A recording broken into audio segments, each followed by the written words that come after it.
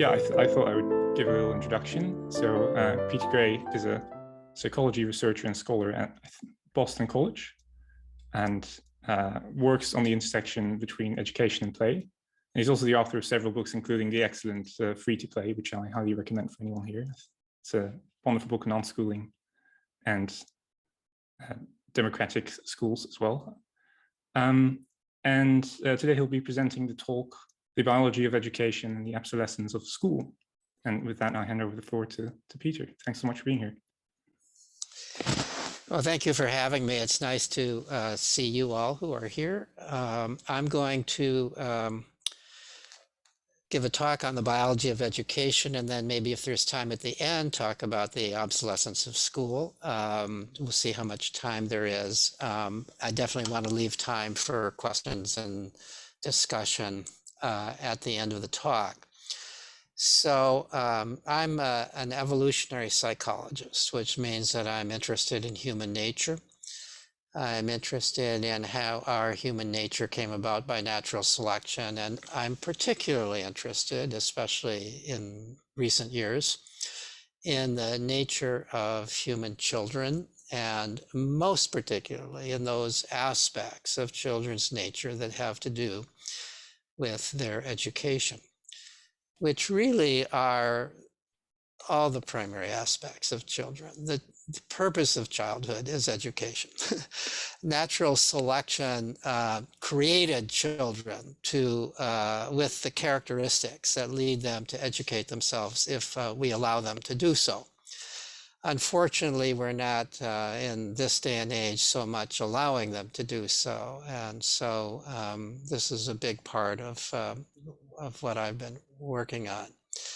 So the thesis then for this talk is that children come into the world biologically designed to educate themselves. We don't need to educate children. What we need to do is to provide the conditions that allow them to educate themselves. So that sounds like a radical thesis from today's perspective. It runs so counter to our belief that schooling, forced schooling, is absolutely essential for children to acquire the skills and attitudes and knowledge that they will need to function as effective adults in our world today.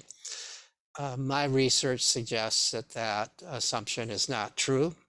That if we provide children with the opportunities that allow them to use their natural ways of learning, they will educate themselves very well. In fact, they'll educate themselves better than we would educate them in our schools. So that's the thesis that I've given myself to present, and I'm going to dig right into it. But first, before I get to the handout, the list of things on the handout, let me say, I should say what I mean by education. So normally, kind of in our culture today, we think of education as schooling. We kind of define education as schooling. If I were to ask you how much education you've had or ask you about your education, you would probably tell me how much schooling you've had, how many years of school you've had, what your highest diploma is, and so on and so forth. We have come to confound education with schooling. And so, of course, if I'm talking about self-directed education, I can't be defining education as schooling. I have to define it as something more basic than that. So my definition of education, actually I have somewhat different definitions of education depending upon the group that I'm talking to. But normally, most often when I define education, I define it as everything that a person learns that enables them to live a satisfying, meaningful, and moral life.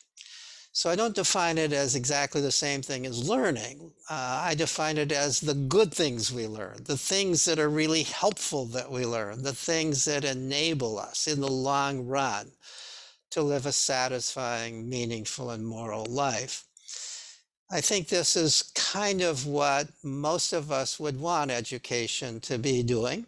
allowing people to live satisfying, meaningful, and moral lives. We care that people are good in this world, that they do more good than they do harm.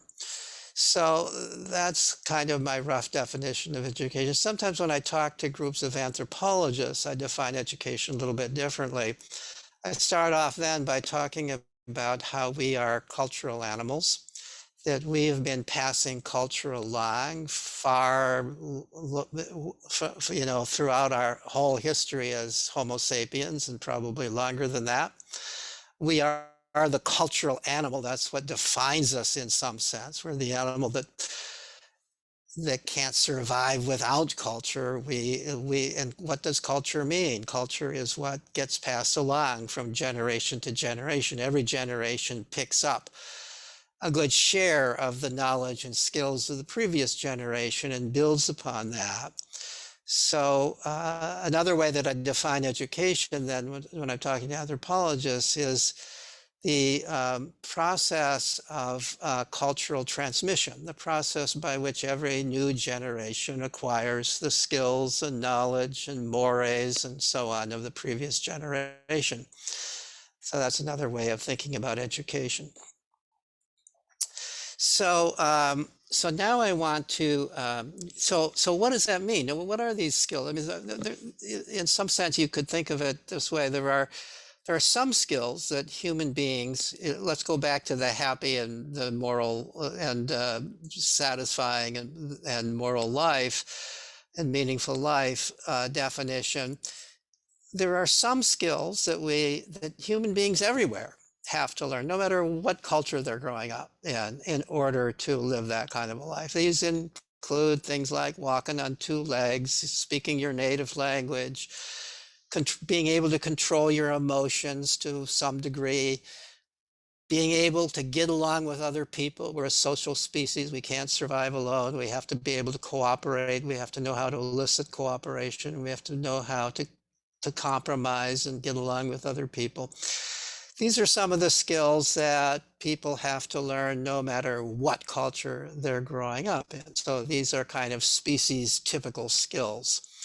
But then there are also cultural typical skills. So depending upon what culture a child is growing up in, there are some skills that are really important to that culture, but may not be so important to another culture. So if you're growing up in a hunter-gatherer culture, the skills that are involved in hunting and gathering and sharing food and the things that are essential to that culture's to survival in that culture are culture-specific skills that children have to learn. In our culture, you know, we're a literate and numerate culture, so it's not absolutely essential, but it's certainly valuable to know how to read and how to write and how to use numbers and calculate and the meaning of calculations and so on and so forth. We're also increasingly a culture defined by the use of computers and technology of that sort, and so acquiring the kinds of skills that are involved in what we're doing right now on Zoom. These are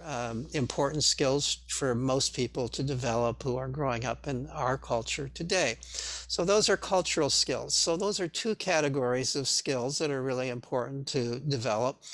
But then there's also the kinds of skills and knowledge that define the unique differences, the unique characteristics of the person being educated. So I'm sure that all of us on this screen right now have interests that we don't necessarily, are not necessarily shared by others on this screen. So for some of us, education means learning a particular thing that this is really important for me to know for the kind of satisfying and meaningful life that I want to live.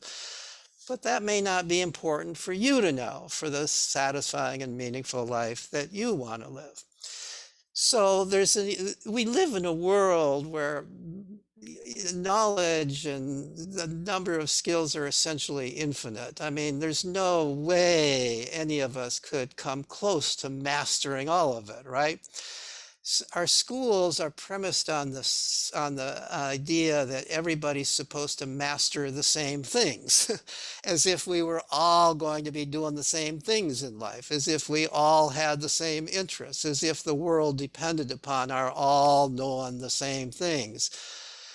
Well, I'm going to present an argument against that. I think we're better off if we follow our own interests, and some people are going to pursue mathematics, other people are going to pursue the understanding of bird life and the continents they're living on, and other people are going to get interested for one reason or another in Roman history, and some people are going to get interested in astronomy and so on and so forth. And my experience, as I'll talk about later, is that indeed when people are free, there are people who get interested in all of these things, but not everybody gets interested in all of them.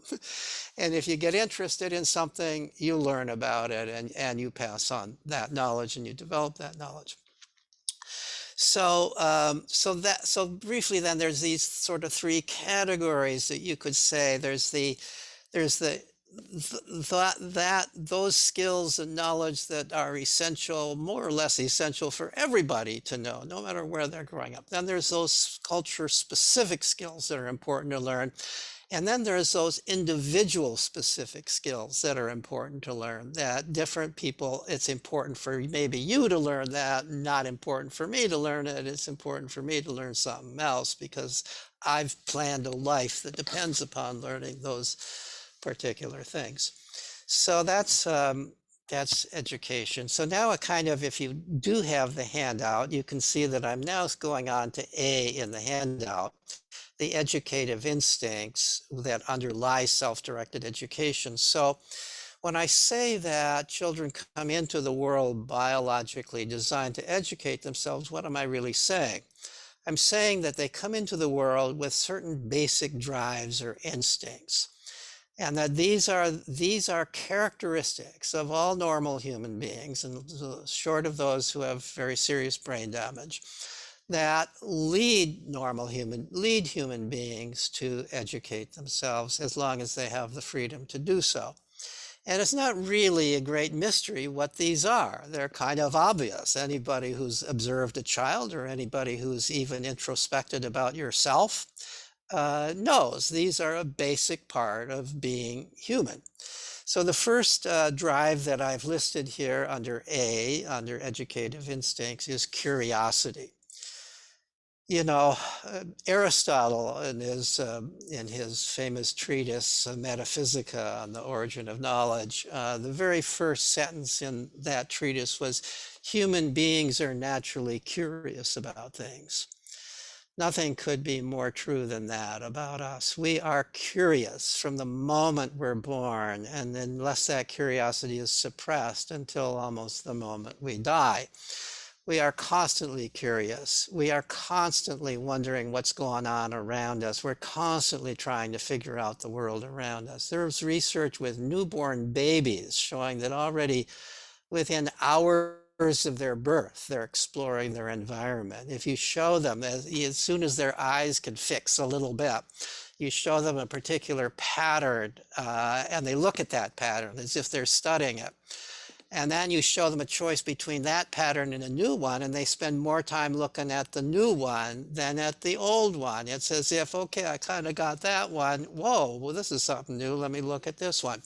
Already they're exploring with their eyes. As soon as they can move around, what are they moving for? They're moving in order to explore the world around them. They want to get their, at first they want to get everything into their mouth because we are mammals, and mammals tend to explore with their mouth. But we humans, our unique way of exploring is with our hands, getting things with our eyes and our hands.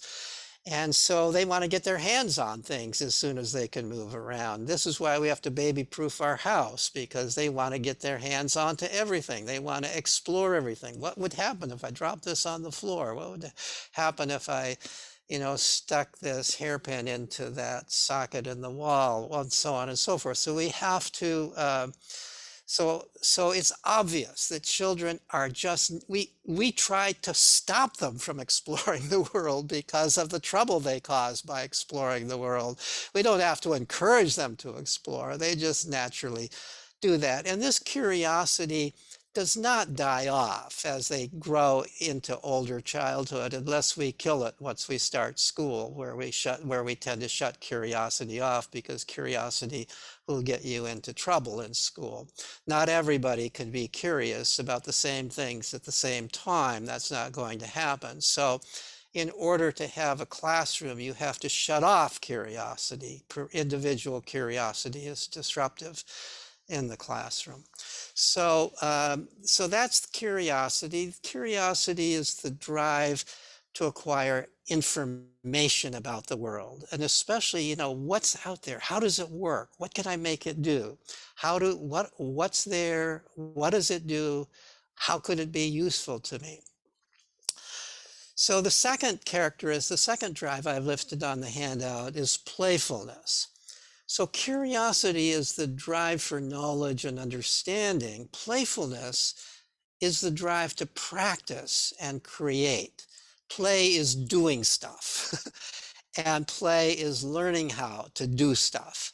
So in a sense, these are complementary parts of education. Education involves knowledge and it involves skills. Curiosity is for acquiring knowledge. Play is for acquiring skills. Anthropologists have shown that children throughout the world, when they have ample time to play at all of the skills that are essential for children throughout the world to learn. Those species-specific skills, all of them are practiced in play. And I'm going to also argue as I go along that so are the culture-specific skills practiced in play. And then ultimately, this individual-specific skills are also practiced in play. So think of the different ways that children play. And anthropologists tell us when children have ample time to play, which most children in our culture do not, they play in all of the ways, not just some of the ways that I'm going to list here now. They play in physical ways, and that's how they develop their physical body. They play at chasing one another around. They play at wrestling. They play at climbing trees. They play at leaping. They play at all these kinds of vigorous physical activities. That's how they build strong bodies. That's how they build strong heart and lung. That's how they develop the ability to move gracefully. There's no substitute for play for developing the physical body. Children are simply not designed to lift weights or run around a track or do calisthenics and so on and so forth. There's no substitute for allowing children to play in the natural ways that they play. It turns out all young mammals play in these ways. They all have physical bodies, and this is how mammals develop their physical bodies. Also in this vigorous kind of exercise play, this physical play, they also play in risky ways. They climb trees higher than their parents might want them to climb. They leap over caverns. They wrestle in ways that could potentially get hurt. They chase, and this is also true for other young mammals. Monkeys have been observed chasing one another playfully around high enough up in trees that if they fell, they could actually get hurt. Young goat kids skip along cliffs. Why are they skipping along cliffs where they could fall and even perhaps kill themselves? So chimpanzees have been observed climbing to the top of a tree, young chimpanzees, and then dropping and catching themselves just before they hit the ground. Why do they play in these risky kinds of ways? Why didn't natural selection weed that out? And the argument is that this is how young animals acquire courage. They are practicing doing things that are a little bit scary, in fact, somewhat scary. Not so scary that they freeze up, but scary enough that they're learning how to feel frightened and still control their mind and their body. They're preparing themselves for future emergencies. And so when our children play in risky ways, which we too often prevent them from doing, they are following nature's course for learning courage, for learning how to face danger. And we all at some points in our life are going to face real emergencies if we've had the experience of playing with fear. Playing where we are controlling the amount of fear. We are in some sense titrating the fear so that we're not terrifying ourselves, but we are experiencing a certain amount of fear. We are learning that yes, I can feel fear and still I can keep control of my mind and I can control my body and I can deal with this and the world is not so scary after all. So that's physical play and risky play. But children also everywhere play with language. If you watched a baby learn language, it's always in a playful mood. The first cooing and babbling, the language-like sounds that begin to occur when the child is happy and in a playful mood. And it's often kind of even banter back and forth in our culture with the parent. So when children use their first word, it's never used to ask for anything. They're not using language instrumentally. They're not, B.F. Skinner was completely wrong. That's not how children learn language. It's not because they get rewarded for using a word or they acquire what they're asking for. Children use language first playfully before they ever begin to use it to ask for anything. They're simply pointing things out. They're simply playing with the sounds of the language and then ultimately playing with the words of the language. As they grow older, they begin to even play with the constructions of the language. There are doctoral dissertations on what's called crib speech, where they have recorded very young children talking to themselves in the crib. And they're repeating the same thing over and over and over again, varying it a little bit, as if practicing saying these statements, practicing the form of a question, or practicing pointing out the color of something, and then using different color words as they're practicing, and so on. So playful use of language is how children learn language. And as children grow older and they begin to play with other children, in order to play, they have to communicate with language. They have to tell one another, they have to negotiate. What is it that we're playing? What are the rules of how we're going to play? What is it that I expect of you? And what do you expect of me if we're going to play together? Social play requires communication, and this is the area where children most fully develop language. And in fact, even in our culture, let alone in other cultures where children have much more opportunity to play, even in our culture, it's been shown that children's language when they're playing with other children is far more sophisticated and complex than their language is when they're talking to an adult, such as when they're talking to a parent or to a teacher. It has to be sophisticated because the language in play is real. They have to negotiate what they're doing. They have to talk about what they're doing in order to be able to do it. We are the animal, so we're not only the animal that has language, but we are also the animal that builds things. We're the animal with opposable thumbs. We have, as long as we've been human beings, we've been dependent on things we build. Tools for hunting, tools, we build our shelters, we build means of conveyance, whether they're dugout canoes or whatever else they might be. We are the animal that builds things. It used to be one of the definitions of human beings, less so today because we know that there's a little bit of building, at least in some other species as well. But there's no other animal, just as there's no other animal that has a sophisticated language as we have, there's no other animal that builds to the degree that we do. And not surprisingly, therefore, children everywhere in the world play at building things. We call this constructive play. What they build may differ from culture to culture, but when children are free, they build things. Whether it's sandcastles or whether it's towers of Lego or whether it's little dugout canoes or whether it's bows and arrows that they can then play with, their children build things. they're practicing use of those opposable thumbs, and they're practicing use of those parts of the brain that are involved in thinking about what it is you're going to build, and then putting that actually into action through the muscles and through working on whatever the material is that you are building with.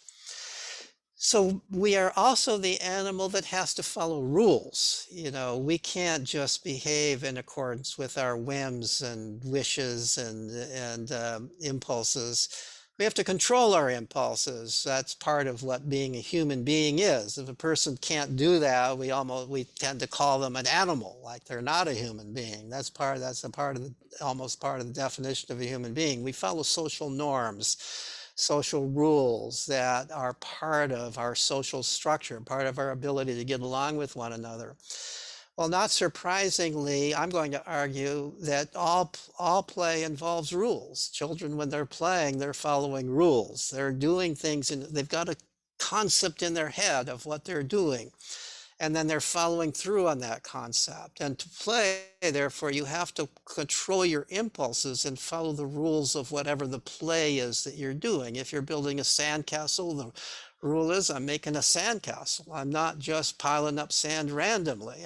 I'm doing something in a systematic and controlled kind of way. And this is all the more true if you and your partner, your play partner, are making a sandcastle together. You've got to have some kind of shared conception of what this castle is like, and you've got to follow that. It's even more obvious in something like the kind of fantasy play, playing superheroes, playing house. You're the mommy or the daddy in a game of house. What does that entail? Well, it entails that you have to act like a mommy or a daddy or whatever the part. If you're the pet dog, you've got to act like a pet dog. You've got to control yourself. If you don't, if you're the pet dog and you've got to walk on all fours and you can't talk, you've got to say arf arf. If you don't follow that rule, your playmates will remind me, no, you're the dog. You're not allowed to get up. You're not allowed to talk. You just have to say arf arf. This is one of the hardest things that children have to learn to become full human beings, is how to control their impulses, how to follow rules, and they're constantly practicing that in play. So we are also the animal, as far as we know, we're the only animal that's capable of imagination. It's a little hard to say that other animals don't have imagination, but we certainly haven't proven that they do. We can think of things that aren't there. We can think of things that we've never experienced. This is what allows us to become inventors of new things. This is what allows us to create things that nobody ever thought of before. This is also even what allows us to think about tomorrow. Tomorrow hasn't happened yet, but we can imagine tomorrow, and we can think of what could happen tomorrow, and therefore we can make plans for tomorrow. So imagination is an extraordinarily important skill. All of what's called hypothetical reasoning that scientists engage in, hypothetical deductive reasoning, or that all of us really engage in, involves imagination. What if this were true? Let's pretend this is true. And if this is true, then what else follows from that? Well, children in their play are constantly doing that kind of thing, especially in their sociodramatic play or the pretend play where children are playing together. So let's pretend there's a troll under the bridge. Well, if there's a troll under the bridge, what are the consequences of that? I mean, 3 and 4 and 5-year-olds will play games like this, and they're engaged in hypothetical deductive reasoning when they do that. They're using imagination, and they're using imagination in a way that really is allowing them to practice what most people think of as the highest form of human reasoning, which is the kind of so-called abstract, hypothetical sort of reasoning about hypotheticals, about counterintuitive things. What would happen if this were true, even though it may not be true? Piaget argued years ago that children aren't capable of such reasoning until they're 11 or 12 years old. They didn't answer the kinds of questions he would ask them in that kind of way. But we now know that even 3 and 4-year-olds are perfectly capable of such reasoning as long as it is in the core context of play. They're constantly playing with hypotheticals, and they're constantly reasoning in a logical sort of manner with hypotheticals. This fits with the idea that Lev Vygotsky presented long ago, that children practice higher functions in play before they begin to apply them in serious life. They practice all kinds of things. Play is the practice space for the real world. So also children play in every culture that we have tools, and children are drawn to the tools of their culture. It's almost as if they look around and they look, so what are the tools that I have to be able to use if I'm going to be a successful member of this world that I'm growing up in? And so anthropologists have found that in every culture, essentially, children are drawn like flies to honey to whatever are the primary tools of that culture. So hunter-gatherer kids are drawn to bows and arrows and fire and digging sticks, and they play with these things. They make miniature ones. You can't keep them away from such things. In an agricultural culture, they're drawn to farming instruments and they play with farming equipment. In our culture today, what are they drawn to more than anything else? Of course, they're drawn to computers. There's no way you could be growing up in our culture without realizing the computer is far and away the most important tool in our culture today. And so no surprise that children want to play with computers, that they learn how to use computers very often before their parents have learned how to use them, or this was true at least some years ago. And they become very sophisticated very frequently in the use of computers very early on, because they use them just as hunter-gatherer cultures become very sophisticated with the use of knives and bows and arrows and so on very early on, because they start using them very early on. And perhaps most important, children, as well as other animals in this case, as well as many other animals, play socially. No matter how else they're playing, whether they're playing physically or with language or building things or playing with rules or playing imaginative games, playing with tools, they want to play with other kids. And why is that? Why are they so drawn to want to play with other kids? And I would argue it's because perhaps the most important skill that human beings have to live in order to live a satisfying, meaningful, and moral life is how to get along with other people, how to get along with peers specifically. And so when children are playing with other kids away from adults, so there's no adults there solving their problems for them, no adults tell them what to do, they have to figure out how to do it. They have to figure out how to negotiate what it is they're going to play. They have to figure out how to deal with minor bullying. They have to figure out how they're going to please their playmates, because they want to play with these other kids, but if they don't please their playmates, they'll be rejected from play, or the other kids will leave them. They'll just, I'm not going to play with you if you're going to be like that. So kids are learning how to get along with one another in their play, as long as we adults are not there interrupting and interfering and solving their problems for them. So these are the things that natural selection has designed children to learn through play. It's as if over the course of human history, acquiring these abilities led to survival and reproduction.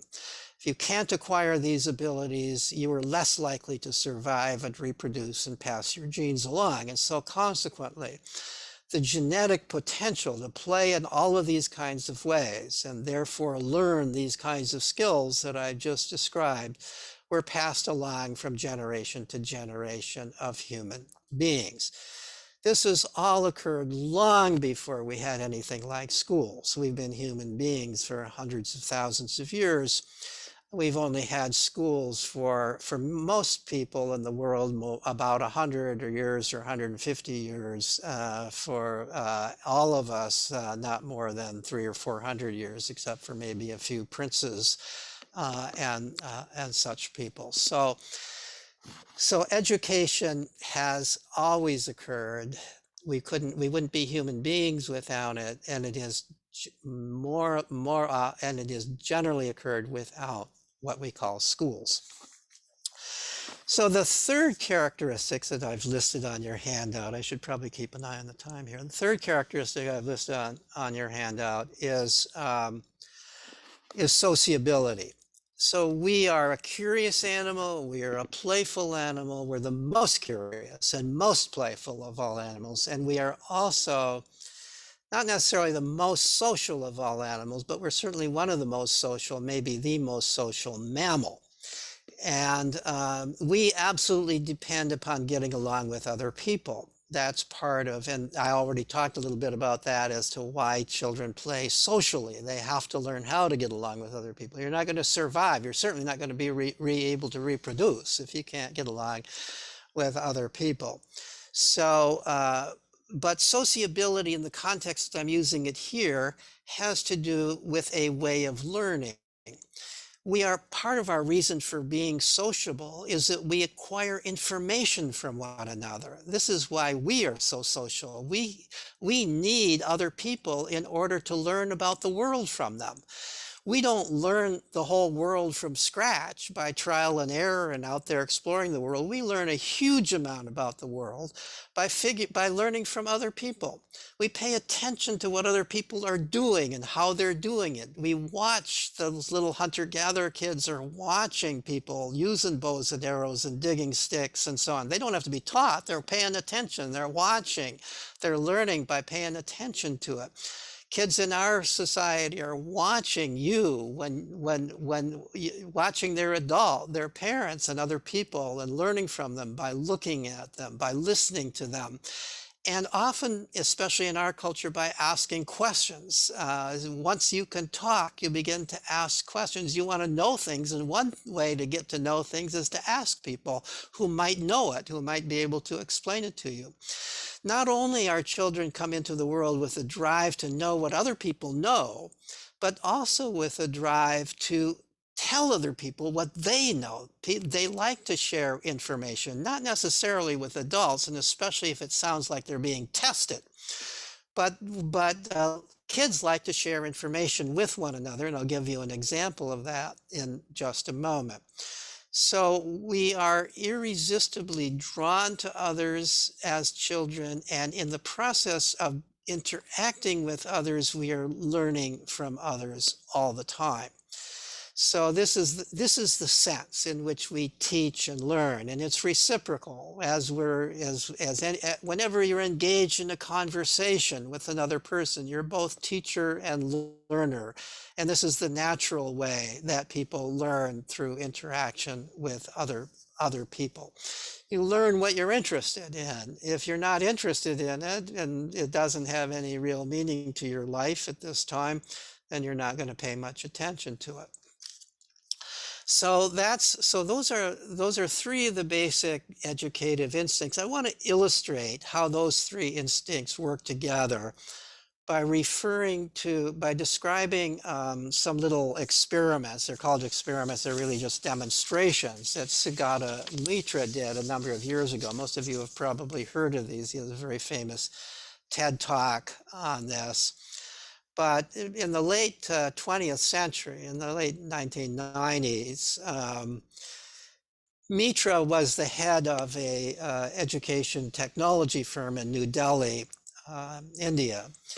And the building that he worked in, one of its walls faced one of the worst slums, poorest slums in New Delhi.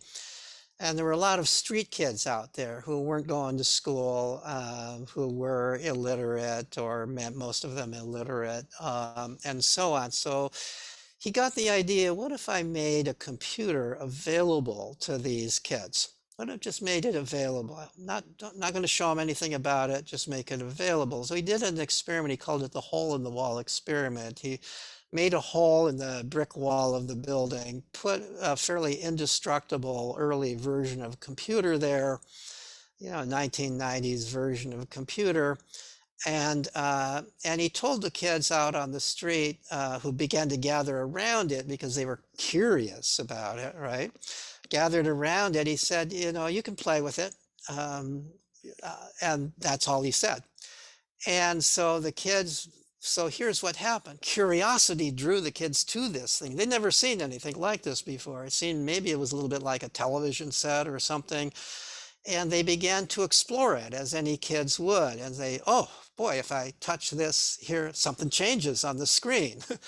And so they got really interested in what they could make this thing do by touching the trackpad or whatever, or the mouse. I don't remember how he had it wired up.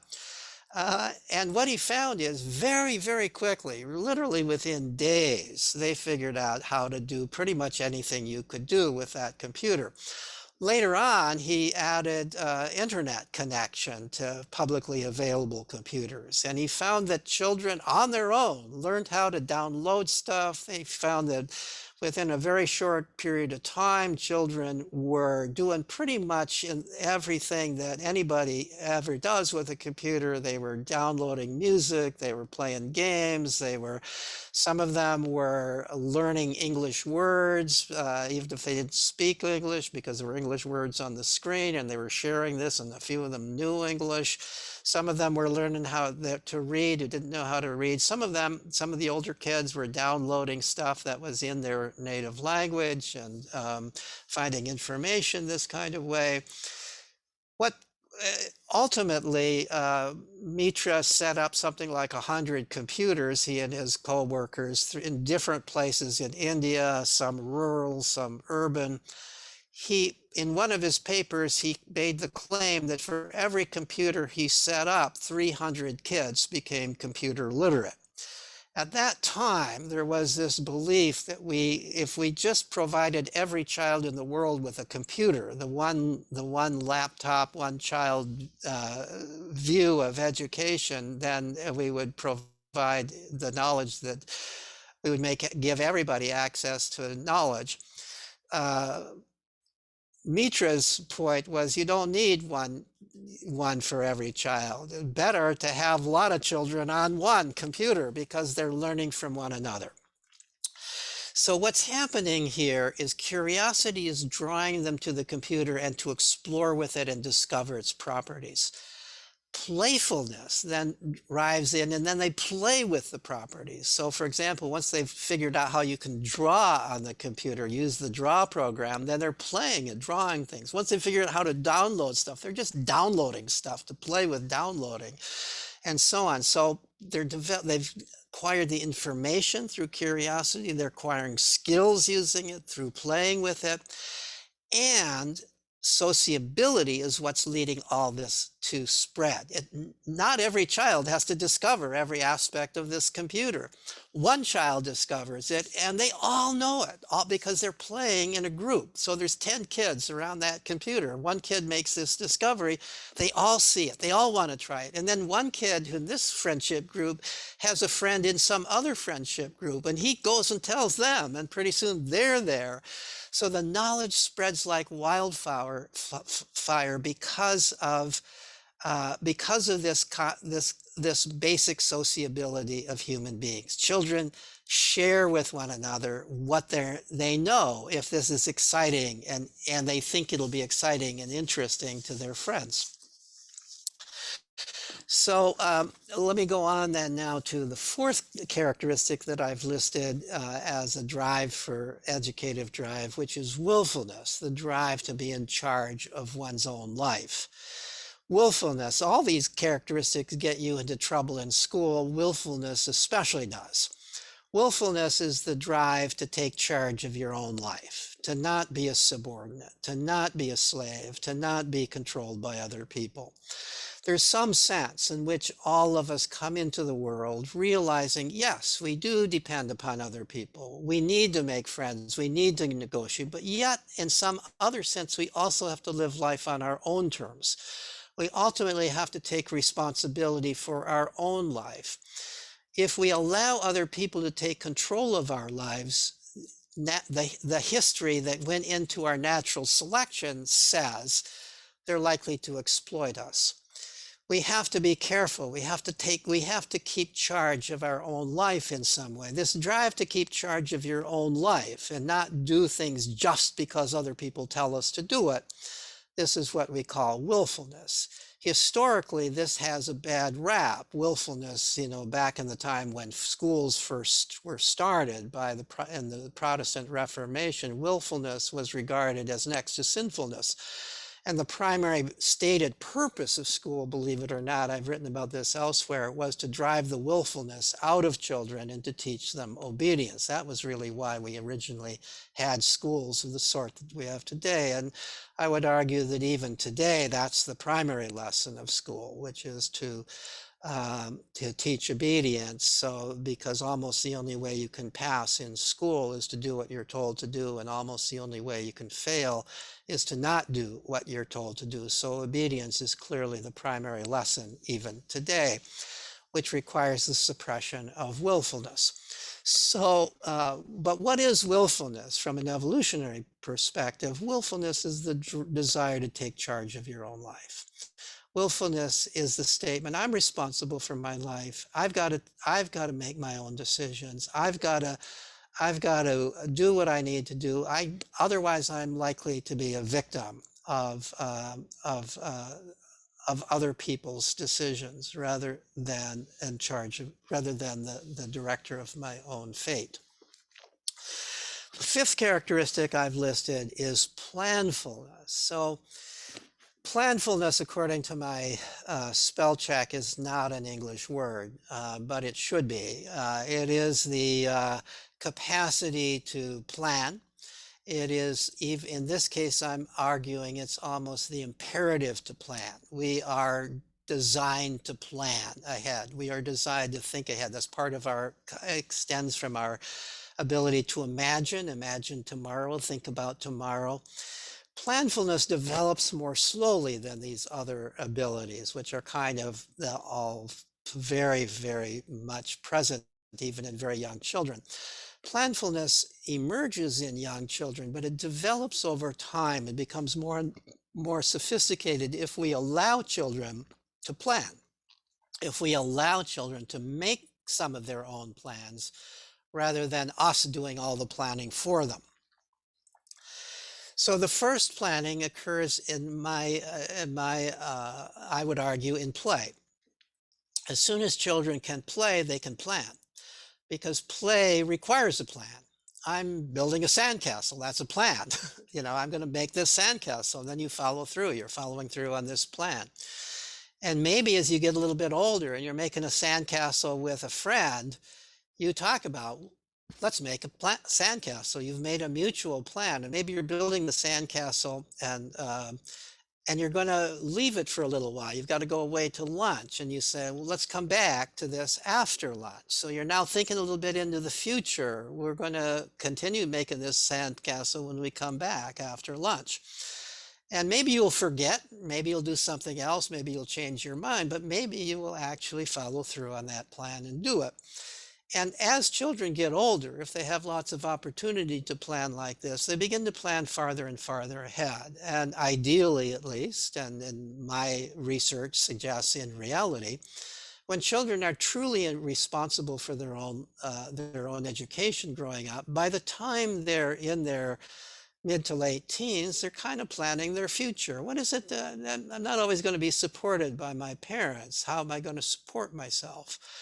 What would I really like to do for a career? What does a career entail? How do I find this out? And they're seeking out knowledge in order to create for themselves a plan for the future. I may have to oh, you know, if I want to become a doctor, and that maybe kind of is a plan I want to do, well, it means I've got to go to college and then a medical school, and what's involved in getting into college and medical school, how am I going to manage that?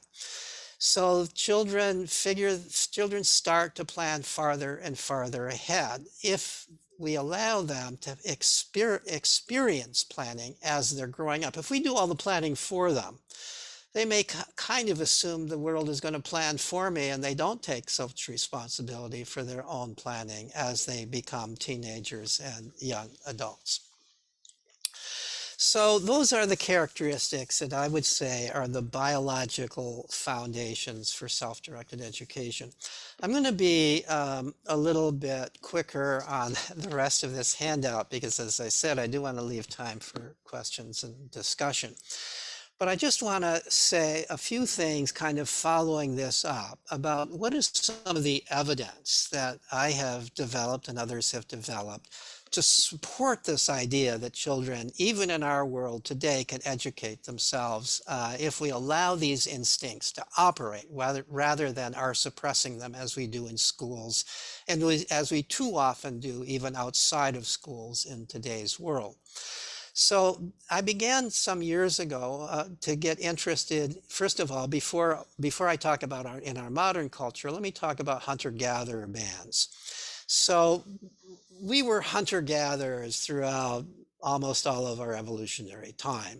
Agriculture was developed a mere 10,000 years ago in some parts of the world. And before that, everywhere we were hunter-gatherers. Now, it turns out, as you know, that some people managed to survive in a pretty pristine hunter-gatherer culture-like way in various isolated parts of the world into the late 20th century. None of them that I know of are pristine hunter-gatherer cultures today, although some come close, and there are still people studying what they call hunter-gatherer cultures. But between about 1950 and about 1980, this was a big era for anthropologists and cultural psychologists to trek out into isolated parts of the world, make contact with hunter-gatherer cultures, and live with them for a period of time and study them. And so I got interested, well, how do children in hunter-gatherer cultures acquire their culture? What's the relationship between adults and children in hunter-gatherer cultures? Because these instincts would have evolved in that kind of a culture. So some years ago, along with a graduate student, I contacted anthropologists who had at one time or another lived in and studied a hunter-gatherer culture. In all, we contacted 10 different anthropologists who had lived in 7 different hunter-gatherer cultures on 3 different continents. And we asked them questions about what they observed about children, what they observed about interactions between adults and children, and so on. I should say that all of these cultures are what are called band hunter-gatherers. So these are people who live in small bands of maybe 20 to 50 people, counting the children, including the children in the band. They're nomadic over a kind of circumscribed area. They roam around a territory to follow the available game and edible vegetation. So they don't have permanent dwellings. They create what the anthropologists call camps as they move from site to site. They don't accumulate anything because there's no point in accumulating material goods, because anything that you own is literally a burden because you would have to carry it from place to place as you move around. They survive by sharing. They don't have ways of storing food, so they survive by sharing. If you don't get anything, you haven't had any luck hunting today or tomorrow or yesterday, but somebody else in the band has, then everybody shares. Everybody shares all, especially all meat, but they also share everything else. And in fact, one of the problems that anthropologists have in such studies is they feel terrible about not sharing everything. Why should I have 2 shirts? when somebody else doesn't have a shirt and really would like one of my shirts.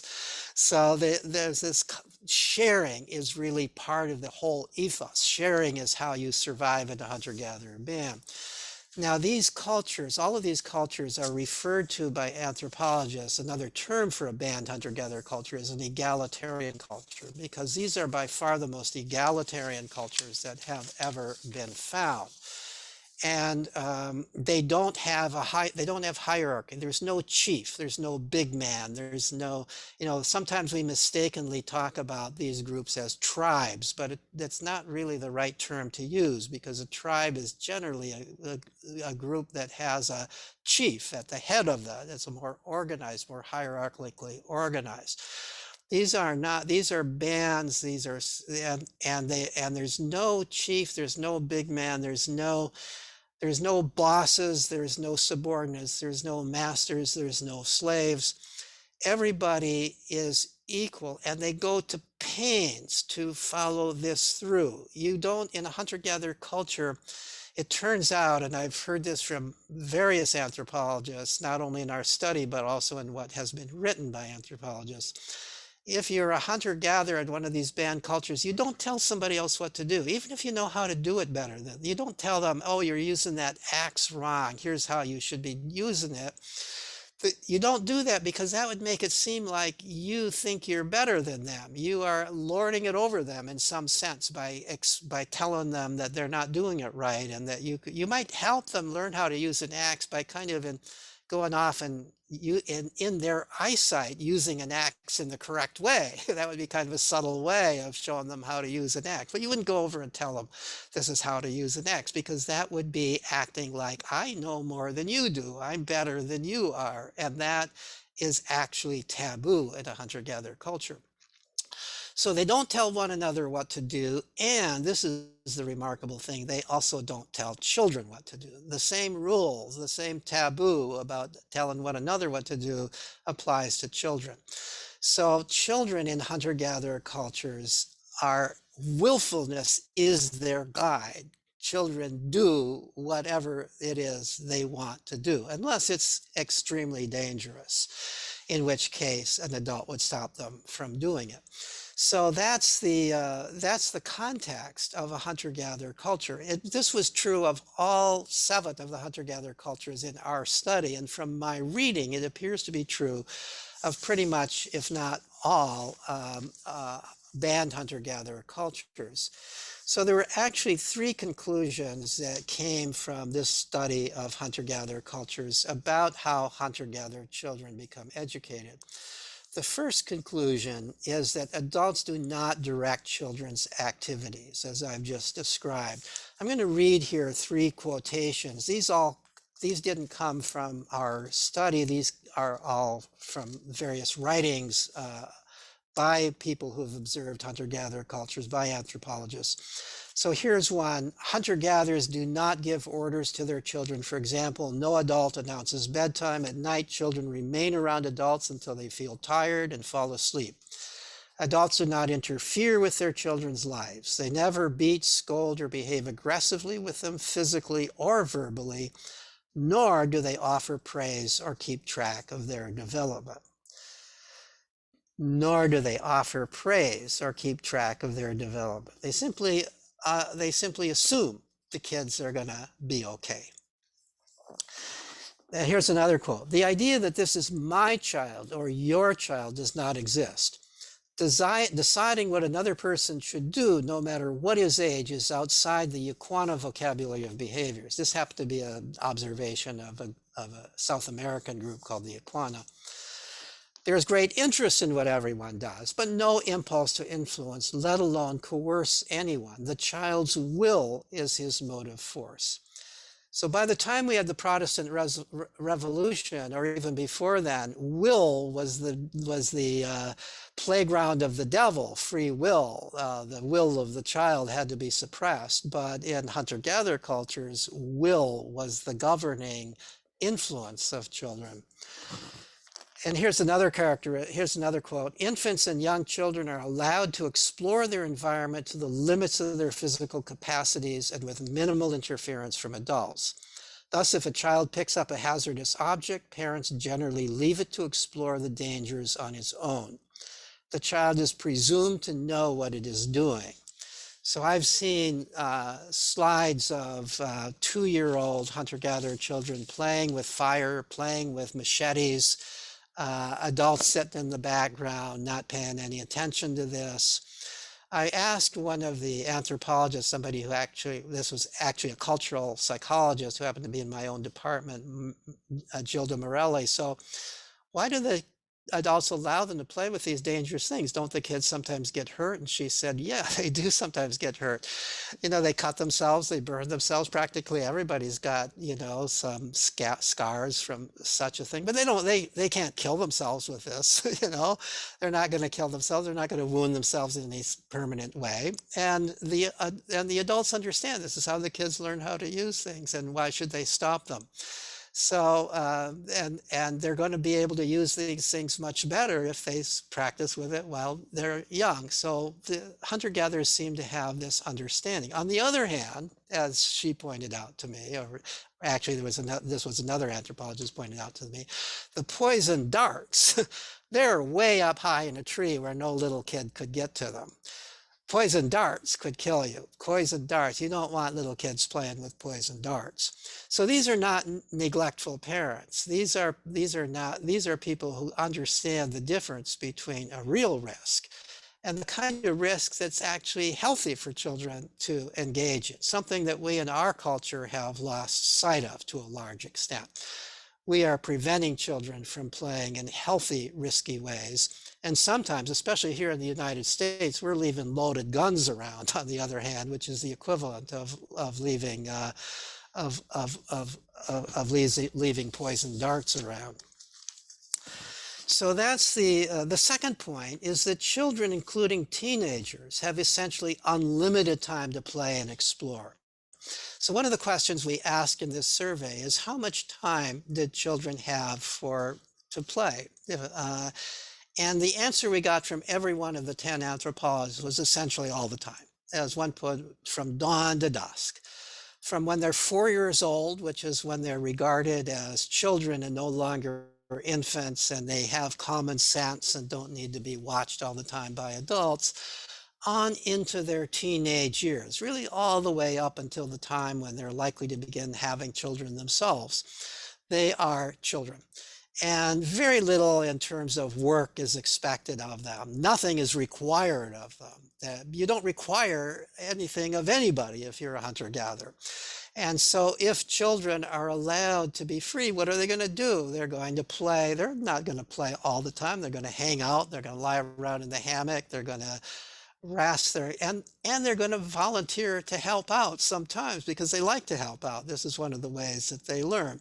They want to help out because they learn how to do things by helping out in various kinds of ways. The third lesson was that in their play and exploration, they were practicing the skills that are important to their culture. So one of the questions we asked of the anthropologists in this survey was, what did they play at? What are the things you observed them playing at? And we made a list of what they observed them playing at, and then we compared that to the list of the kinds of skills that in that culture you would need to learn. So if this is a culture that uses dugout canoes, it turns out the kids played a lot with dugout canoes. In all of these cultures, they built huts. So it turns out the kids played a lot at building huts. In all of these cultures, they cooked food. The kids played at cooking food. In some cultures, the women did the fishing. In those cultures, the girls played at fishing for quite a lot of time. All of these cultures have art of various sorts, and music and dances of various sorts, and the kids played at the art and music and dances of their culture. And in all of these cultures, the men, and in at least one of the cultures we studied, also the women, hunt. And it turns out in the cultures where the men hunt, the boys play endlessly at hunting in the manner that the men use in hunting. So if they hunt with bows and arrows, the boys played endlessly with bows and arrows, with little bows and arrows. They played a tracking game. These are incredibly difficult skills to learn. But nobody teaches them to the children. The children learn them by playing at them. And they're playing in age mixed groups. So the younger kids are constantly learning from the older kids. They're being scaffolded up to higher levels of performance by interacting with older kids, not so much with adults. So that's what I learned from hunter-gatherer cultures. This is how children learn in hunter-gatherer cultures as they grow older towards adulthood. Playful hunting becomes real hunting. Playful making of play huts becomes real making of real huts. Playful use and building of dugout canoes becomes making of real dugout canoes and uses of them, and so on and so forth. This is how education occurs in a hunter-gatherer culture. So now, though, I want to say something about in our culture. And I will be brief here. I've got references if you want to follow up. But I've spent a fair amount of my research time studying people who are not going to typical schools in our modern culture in the United States. I began years ago by studying the graduates of a remarkably alternative school called the Sudbury Valley School. This was a school that was founded in 1968. It's still going strong. It's over 50 years old. It has by now hundreds and hundreds of graduates. There are now quite a number of Sudbury model schools throughout the world. There are none in the UK because they're not legal in the UK. There are some in other countries in Europe, however. But they're always struggling with the government to maintain their legality. You have Summerhill, but Sudbury Valley is more radical than Summerhill. Sudbury Valley, unlike Summerhill, is a day school. So the kids are living at home. They go to school during the day, pretty much during regular school days. What the school is it's a place where children can play and explore to their heart's content, where there are lots of other kids of all ages, from age 4 on through the late teenage years, basically the same age range as you would find playing together in a hunter-gatherer culture. It's a place where the adults don't call themselves teachers. They're simply staff members. They are the adult members of the community in some sense. They don't call themselves teachers because they don't believe they do any more teaching than anybody else. They are there to do some of the administrative work that's involved in running the school, to provide models of what it is to be an adult, to provide some of the kinds of contributions to the experience at the school that benefits from having more mature, more experienced people present. They do not even offer courses. This differentiates them from Summerhill, which is required by the state to offer courses, by the government to offer courses. But in Sudbury Valley, there are not courses offered. The courses sometimes occur if a group of kids get together and they say, we would really like to have a course in this. Then the course is defined by whatever it is that the kids are defining it as. It lasts only as long as the kids want it to go. And one of the things is they can usually talk a staff member into leading the course if they want a staff member to lead the course. Even teach it if they want the staff member to teach something, but only goes as long as the kids are interested. There's no testing involved and so on and so forth. Mostly, if you were to go and visit this, what you would find is kids from age 4 on through high school age doing exactly what you would think kids would be doing if they're free. They're playing in all kinds of ways. They're hanging out. Some of them are reading, but they're reading what they want to read by and large. They're cooking in the kitchen. They're playing music. They're roughhousing outdoors. The school has rules. This is not an anarchy, and the rules are made democratically by all the children and the staff together. So the school is run by the school meeting, which meets once a week, operates by Robert's Rules of Order in a formal manner. So all the rules of the school, which are basically rules that any kind of community has to have in order for people to get along with one another, none of the rules have to do with learning. And in fact, one of the rules is that you can't interfere with other people's activities. So if you were a staff member there and were trying to make somebody learn something, trying to make them do something they didn't want to do, you would be brought up for interfering with one of the school members' activities. So that's the way the school operates. There's all kinds of opportunity for learning. There's lots of books. There's lots of there's computers. There's woodworking equipment. There's sporting equipment. There's a fully equipped kitchen. There's all sorts of opportunities for doing interesting things and learning, but nobody's required to do any of that stuff. They do whatever it is they want to do. So I got interested in this school some years ago when my own son became a student there. I described this in my book, Free to Learn. And I was concerned what's going to happen to him in the long run. I was happy that he was happy there, which he was not in the public school. He had been terribly rebellious and simply wasn't going to go to the public school. He was happy there. And I was happy that he was happy, but I was concerned about the long run. So I decided to do a study of the graduates of the school. And already the school, this was a long time ago, already the school had about close to 100 graduates. We were able to identify almost all of them and get the great majority of them, something like 81%, if I remember right, to respond to a lengthy questionnaire about their experiences since graduating, as well as their experiences at the school.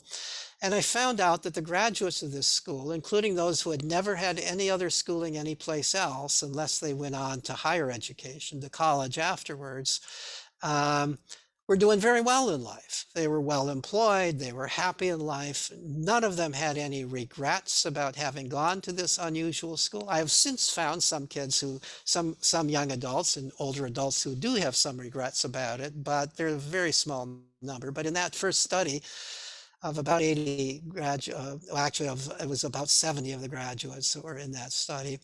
None of them regretted having gone to such an unusual school, and most of them stated that they were very glad that they had gone to such a school. They felt that their life was better as adults because of it. They felt they were more responsible for their life, that they were more likely to be in careers that they enjoyed because they had lots of opportunity to explore various kinds of activities and develop plans for what they wanted to do in life, become good at what they wanted to do, and become employed in what they really enjoyed in life, and so on and so forth. So that's the Sudbury Valley School. Since then, I've also, along with a colleague, Gina Morelli, conducted some research on grown homeschoolers who were homeschooled by the method called unschooling, where, again, there's no curriculum. The parents simply support the child in the child's pursuit of their own interests. And we did a study of grown unschoolers, and you can see the references there on the handout if you're interested in following this up, and found pretty much what I had found earlier in the study of graduates of the Sudbury Valley School. They were doing well in life. They were glad they had been unschooled. There were 3 exceptions, which I describe in those papers. And those exceptions were people who were unschooled against their will by highly fundamentally religious families who were basically protecting them from learning rather than promoting their learning, enabling their learning. And quite understandably, those graduates were not happy with what had been called unschooling, but I would argue this was not really unschooling. This was deprivation. This was, in some sense, like shutting your child into a closet. So that's the evidence I have about children in our modern culture who are growing up without what we call schooling. I want you to note, though, that these are not what we would call dropouts. These are people who've made a deliberate decision. I'm not going to go to school. I'm going to take charge of my own education. And I think that children are biologically, as I've said, designed to do that. And they will do that if we allow them to do that. And if we don't make it look like doing that means failure, means that you have failed. You can't do regular school. Some of these kids, by the way, if they start off with self-directed education, they begin to feel like, well, maybe I can't do regular school. So they'll go to regular school for a while just to prove themselves that they can do it. And then they go back to, they say, yeah, okay, I can do that. But I don't need it. That's a pain. And they go back to the self-education procedure. So so that's the, and there are at this point many thousands. It's still a small number percentage wise, but there are thousands and thousands of now adults in the world, in the United States, who grew up without school, with self-directed education, who are doing very, very well as adults and who are very happy that they didn't go to school. So now I want to sort of to wrap this up very quickly. On the bottom of the handout, I've listed what I call the optimal context for self-directed education. What is the ideal environment? This is the role of adults. The proper role of adults in children's education is to provide the environment in which children can best educate themselves. So I'm not going to elaborate on this. You can ask me questions about it when we go to the questions and answer in just a couple minutes. But I'll just list them here. The social expectation and reality that education is children's responsibilities. As I've said over and over again already, children come into the world believing it's their responsibility to educate themselves. That's why they do all this stuff, to educate themselves. But we can talk them out of it. If we keep telling them the way you become educated is to do what we're telling you to do, they sort of can give up that responsibility and just do what they're told to do, and that doesn't work so well.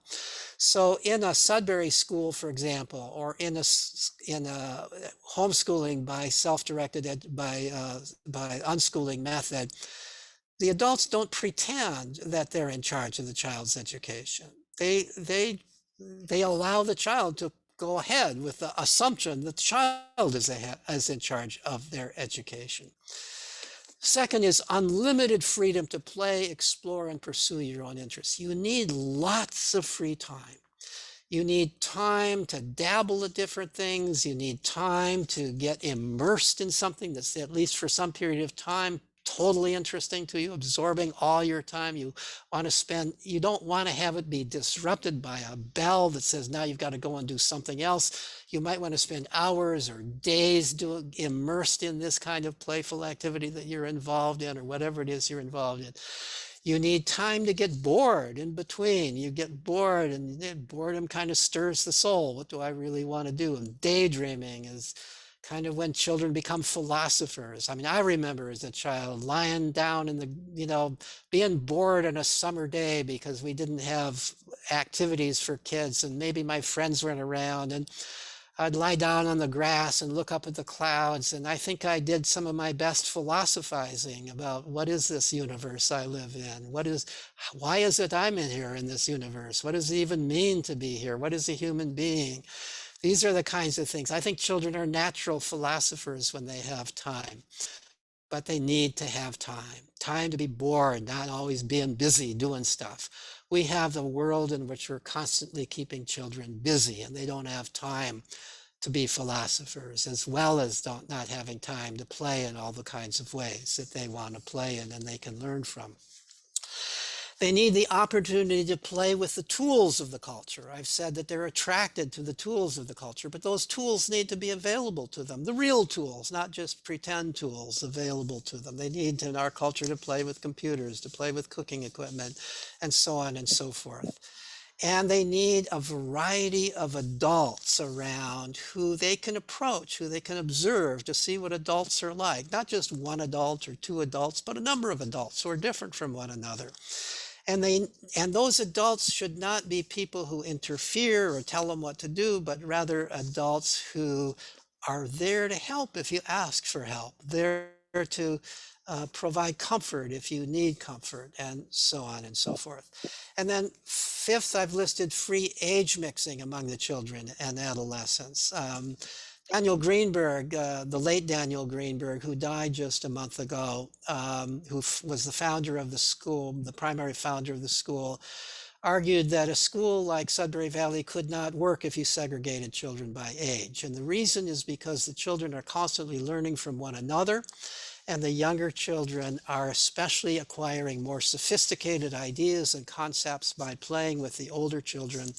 And the older children are learning how to be leaders and nurturers by playing with the younger children, interacting with the younger children. And then the sixth I've listed is immersion in a stable, moral, caring community. We're designed to grow up in a community, not to grow up in an isolated nuclear family. So unschooling works, I think, well for families that are well connected in a community with other families, and the children have access to other people and they're part of a community. I don't think it works so well when the children are isolated, just within the family itself. So that's, I'm going to bring that to a conclusion now. I've talked longer than I intended to. I'm sorry about that. No problem. But I wanted to get through the basic argument, why I believe we don't need schools. I have left, you can read on your own if you want. I've written blog posts about it, and I can also, if you're interested, share a different handout about why I believe that schools are going to become obsolescent over time. I think we're already beginning on that trend. But schools arose at a time when, in some sense, you had to go someplace to get access to information. That's no longer true. We've all got access to information at the touch of our fingers. We don't need to go to some building, some specific place for information. And also there's a lot of other reasons, the kinds of skills that are needed in today's world, the skills of taking charge, of being an entrepreneur, of being creative, of thinking out of the box, of having social skills, the kinds of things that can't be taken over by robots and computers. These are not the skills that are being taught in school. Schools are suppressing those skills. But these are the kinds of skills that children are developing in self-directed education. And so I'm going to stop now, and whatever time remains, maybe officially only 5 minutes, but I'm willing to stay longer if others can stay longer, for your thoughts and questions. Great. Yeah, I definitely have another, say, 30 minutes. It's really up to you how long you have, I think. Yeah, I could go as long as another 30 minutes if if anybody wants to stay that long. Yeah, and since this is a virtual talk, I'll give a virtual applause and ask others to please join me to thank our speaker. And then we've arrived at the Q&A part of the event. Now I've written some questions down, and afterwards, if anyone has a question, please raise your hand or put it in the chat. I see quite a number of hands on the screen. Should we go by just calling those hands? I think they're all applauding at the moment. I think they're not. Oh, that's what it is. Yeah, okay. yeah.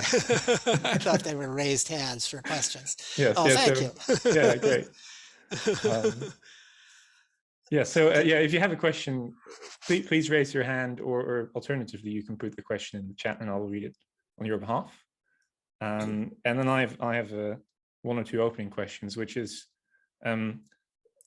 so there's this thing which is kind of baffling to me now, namely, why is it that parents are such busybodies? Why are they always concerned about what the child is up to, and like whether they're using computers or not, for example? Like why do they have this kind of, why are those kinds of behaviors so suspect to parents? Yeah, that's a really good question. There's a number of aspects to your question, but let me start with the issue of why are they so concerned about them using computers. At least a lot of the parents that I talk with, I tend to give talks about the value, most of my talks are about the value of play, and I tend to emphasize outdoor play and what children are learning when they're playing outdoors. See, I'm old enough. I grew up in the 1950s, back in the day when all moms push their kids out of the house. Get out of the house. I don't want you around. You know, you're in my way. Houses were smaller, families were bigger. You wanted your kids outdoors. And there were a lot of kids then. I'm sort of on the leading edge of the baby boomers. And so there were a lot of kids. So you'd go outdoors and there'd be lots of kids to play with. And I've often said that I had a hunter-gatherer education as well as school. School was not nearly the big deal it is today. There was less time involved in school. There was no homework in elementary school. The school day was shorter in many ways. We had, at least in the elementary school I went with, we had 2 hours outdoors playing during the school day, half-hour recess in the morning, half-hour in the afternoon, full hour at lunch. In the 6-hour school day, we were only indoors 4 hours. This is nothing like school is today in the United States. So we weren't, school was not the big deal. We had much more time outdoors to play. And so we had a much more, what I would call normal childhood, looking historically, cross-culturally, except in times of childhood slavery or childhood when children were forced laborers. Except for those times, throughout history and place, children always had lots of time to play with other children. And I've argued that this is where children learn. So when I make this case, what I so frequently learn here is that, well, the reason children aren't playing outdoors is because of the seductive quality of the computer, of screens in general. So screens are keeping kids indoors. I don't think that's the primary reason. I think that contributes, and well, it should in a way. So, computers are extremely important. But actually in my book, Free to Learn, I describe one study that was done quite some years ago. And these were all the subjects in this study were kids who had computers, because it was a survey done over the computer, in which the kids were asked, right now, if you had a choice between playing your favorite computer game or doing whatever it is you most want to do on the computer, or going out and playing in the park with your friends, which would you choose? I don't remember the exact data, but something like 85% said I would prefer to go out and play in the park with my friends, but that's not possible. I'm not allowed out, or my friends aren't allowed out. So the computer becomes the saving grace. The only way I can play, the only way I can interact with my friends is on the computer. Thank God for the computer then, right? So we want to blame the computer rather than blame ourselves for the fact that kids aren't outdoors playing. So that's part of it. And then it's also the case, whenever some new technology is developed, this has been true since the time of Plato. You know, whenever some new technology is developed, the kids glom onto it, and the older generation is suspicious of it. You know, as soon as the written word was developed, the people said, "Oh my God, you know, this is going to be the ruination of humanity. Nobody's going to have to remember anything anymore, and the mind is going to degenerate because people just write stuff down instead of remember it." When novels came out, and this is quite literally true, when novels came out, this was going to be the ruination of the next generation of people. Young girls were going to be reading romance novels, and the morals would go to hell, you know, and so on and so forth. You know, that I think Plato himself was against poetry. Poetry was the young people were all becoming poets. You know, this is so this is when television first came out, and I'm old enough to remember that. Oh, there was great fear that these microwaves in the air were going to destroy the brain emanating out of the television set. And you know, of course, because these things are so attractive, we do it anyway, and the kids especially do it. And then by the time you grow up with television, you say, well, television's that's pretty normal, but this computer thing, social media, and so on and so forth, well, you can actually meet people on it. That's dangerous, right? Or you're playing games on it. That's seductive, and so on and so forth. So, and then you get people who comply. You get people who do research and who make reports that can fit with the public fancy. because this is my job. I'm, among other things, a textbook writer. I spend my time surveying literature to see what's true and not true and to make evaluations of the literature. So it turns out some years ago, the big issue was whether computer games would be causing violence. And there were a lot of people who were afraid that playing violent computer games would make kids violent. And so therefore there's a lot of tendency, and so many of the games, especially at that point, were violent. It was primarily boys playing them. And and there were some people who did research that tended to support that. But when I looked at that research, it's kind of designed to support it, and it's not really showing any real world violence being promoted. So the way you do it, the way these studies would be done would be kind of like the following. So you bring people into the laboratory, you have some of them play a violent computer game, and you have some of them do something else. And then you test them on supposedly your measure of violence. And maybe what that measure is you tell them, okay, so there's somebody in another room there, and we're going to give them some pizza, and you can control how hot the hot sauce is on the pizza. And and it turns out those who give them a little bit hotter hot sauce on the pizza, that's the measure of violence. That's the kind of study of how promotes violence. First of all, note this is a short-term effect. Secondly, note that there's a kind of demand effect here, that one of the things social scientists should all know is subjects try to kind of please you in their experiment. And if they just played a violent video game and they suspect that I'm supposed to be a little bit violent here, and they also know this is not really going to hurt anybody, a little bit hotter hot sauce on the pizza. And it's not even given all that, it's not a very big effect. The only studies that have been done of real world violence, and there have been some very well-controlled studies, show no effect at all. Kids who play violent video games are no more likely to be violent in the real world than kids who never play such games. And in fact, there's one study at least that shows that kids who don't play video games at all are more likely to be violent than kids who do play video games. And the reason for that, I think, is because people who tend to be violent tend not to play. They tend not to play anything. And I also often remind people that, you know, when I was a kid, and perhaps when I'm talking to older people, when you were a kid, we played cops and robbers. I killed lots of cops, you know. I didn't grow up to be a cop killer. We've had violent movies. We've had violent television for a long time. There have been countless studies trying to prove that watching violent movies or violent television promotes violence. None of them ever pan out. Turns out kids are very good at knowing the difference between pretend violence and real violence. And they don't become either inured to real violence or promote or inclined to engage in real violence because of that. Well, I've also done, you know, I've elaborated on that, but I've also looked at what's this issue about addiction. You know, we overuse the word addiction. What does it really mean to be addicted to computer games? You know, the WHO has a questionnaire for determining if you're addicted to computer games.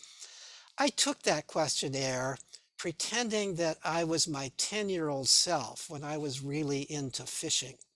Turns out I was addicted to fishing when I was 10 years old. I answered the questions honestly as I would have when I was 10 years old, including things like, do you ever lie and say you didn't go fishing when you did? Yeah, there were times I skipped school to go fishing, right? Do you dream about fishing? Yeah, I dream about fishing. Do you do you need to increase the dose? In other words, go to big, yeah, I need to get bigger and bigger fish. You know, this is all the signs of addiction, right?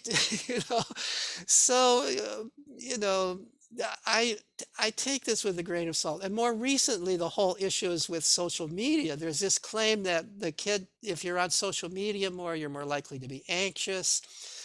Atlantic Magazine had a big issue and a big article written by on how a new generation is being lost to social media, how it's destroying the. I looked at the research done by the author of that article. Do you know how much of the variance was accounted for and this was only in girls. Even the author said it was only girls. Boys were not, there was no relationship between social media and anxiety level for boys. There was for girls. But in that study by that author who's making these big claims about it, 1/3 of 1% of the variance in anxiety level was accounted for by social media, being on social media. 1/3 of 1%. It was statistically significant because it was based on a database of thousands and thousands of people. Somebody else reanalyzed the data and said there's a bigger relationship between eating potatoes and anxiety than there is between social media and anxiety. But we don't happen to have any campaign against potatoes right now, so nobody's picking up on that one. So we are a world that has decided to demonize screens and social media. We're trying to blame, we are a world in which we recognize that our children are suffering. Our children are suffering. They're suffering from anxiety, depression. The suicide rate is higher than it's ever been before. We want to find some explanation for that. The real explanation is school, which has become more and more oppressive, more and more anxiety provoking, and our prevention of children from just going out and playing. We're constantly putting them into situations where being directed and controlled by adults, where they're constantly being measured and evaluated compared to other people. You know something? You take play, real play, away from children and they become depressed. You put children into situations where they're constantly being measured, compared, evaluated, and you tell them that somehow their success in life depends upon good evaluations in these situations, and they are going to be anxious. Should we be surprised by that? Should we have to look for all these extra explanations of it? We simply can't admit that this school system, which has gone berserk in terms of its utilization of children's time, in terms of the testing that's being done, in terms of the pressure that's being put on, and our craziness in the US and in the UK, not so much in Finland, by the way, our craziness in believing that it's dangerous for kids to be outdoors playing with other kids without being watched and guarded all the time. These are the things that I'm absolutely convinced are the cause of the damage to our children. Here. Thanks very much. This is a very interesting answer. I have another question, but I see Vivek has raised his hand, and Vivek, I think, is a very interesting person, and I would love for him to ask away. Go ahead. Thank you, Sam. Thank you, Peter, so much for your talk. I just want to say that I've been a big fan of yours for a long time. I teach non-coercive parenting, and so in all of my spaces, your quotes are like everywhere. So actually getting to be in the space with you is a great joy for me. And I felt constant bursts of joy and screaming out loud in affirmation with so many of the things that you were saying. So I really appreciate you sharing this mindset. Years before I came along, you were sharing this mindset, and I'm really grateful for the big effect that you've had on the mindset of people. Please go ahead. Oh, I thought you were going to say something. So no, I'm just right. Expressing my gratitude for what you're saying. Yeah, and you know, I want to add one thing to what you said about what damages kids is also the coercive punishment and reward parenting model that's so pervasive. I think that is it adds to the torture of kids from school. Then they go home and they have that whole experience at home. And I myself, that's what I do, is I actually work with hundreds of families, helping them shift from the coercive model to a collaborative model. And yesterday I had the the timing of this talk is also amazing for me, because yesterday I had the honor to speak at and participate in the conference by the Alliance for Self-Directed Education. And I got to be on their social justice panel yesterday, because I also think that everything that you've talked about is also about liberating children's rights as human beings too, from the way that we commonly think is just okay to treat them. And so after all that preamble, my question to you is, because so much of what I do is thinking about how to help people encourage people to change their mindset about the dehumanizing way they see children to a more humanizing way where, like you were talking about kids learning from the older children, I always think of myself as an older child when I'm around kids, and they just love me for it, right? Like there's no separation at that moment. There's no adult in the room. And but that's like a huge leap for people. So when you've been doing this for a long time, in your experience, what helps people, or what do you think can help people, and maybe even the broader mindset, to shift from that old mindset to this more liberated mindset? Yeah, I wish I really knew the answer to that question. I think that there are some things that I can tell you about some things that I do that I think are helpful. So one is when I'm talking with parents and I'm trying to shift the mindset, one of the things I do, which is especially helpful with those somewhat older parents, is Mm. to ask them to think about their own childhood. And sometimes I'll ask them, even before I talk, to write down and then share with one another their fondest childhood memory, some memory you had from when you were younger than 10 years old, that kind of stands out to you as a peak experience of childhood, as something that was just really was enlightening in some way. I'll sometimes say if you're a religious person, you might think of this as when you sort of made contact with God. Or if you're a Mm. humanist, you might say this was what the humanistic psychologists would call a peak experience. And so I'll have them write this down, and then I'll ask them, so for how many of you was there an adult in the picture? And almost for nobody was there an adult in the picture. Right, right, They right. were either alone, and most often alone, or they were with other children. And then this will kind of lead to some discussion. And they will also in this process recognize, well, when I was 8 and had this experience, I really was kind of a philosopher. I was really thinking things through. I wasn't actually more stupid than the adults. In fact, I thought some of the Right, adults were kind of stupid, right? right. And so you kind of get over this idea that children are a whole different category of thing once you think about your own childhood. Mm.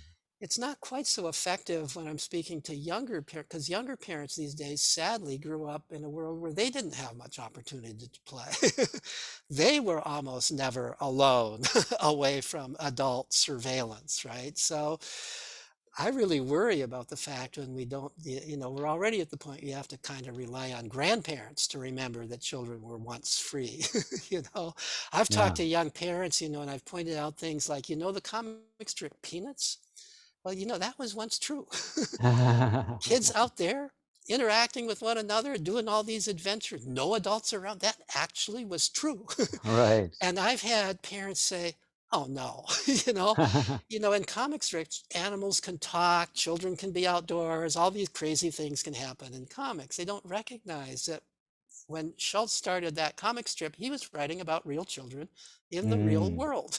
Mm. So another thing that I think is helpful, this is kind of one thing I want to say is we have a tendency to blame parents. I don't want to blame parents. Right. Parents are getting messages constantly from the rest of the world saying that your job as a parent is to make your child go through all these hoops, right? Your Right. job as a parent. It used to be that school happened at school, and home was home. Parents weren't involved with school. Now parents are drawn into the picture of school all the time. They're Yeah. constantly, they get notes sent home that their child is falling behind. What are you going to do about it? Right. They have to monitor homework. They have to sign. It used to be the parents signed off on report cards. My own mom refused to actually even look at the report card. She just said, Ah, really? your business, I'll sign it.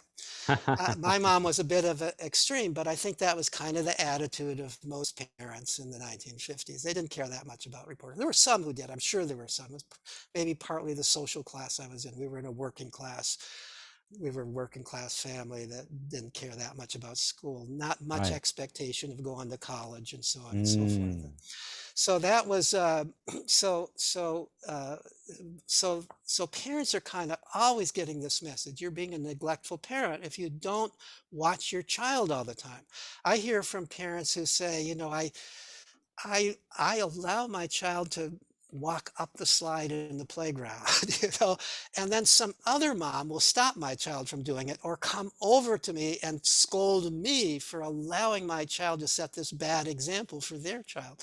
So we're living in a world where there's constant pressures on parents from teachers, from other parents, from the world in general, from our politicians, from we've come to believe we've come to kind of believe that our children are going to be life failures if they don't get into some fancy college, and they're not going to get Right. into some fancy college if they don't take all the honors courses and get all A's in them, and so on and so on.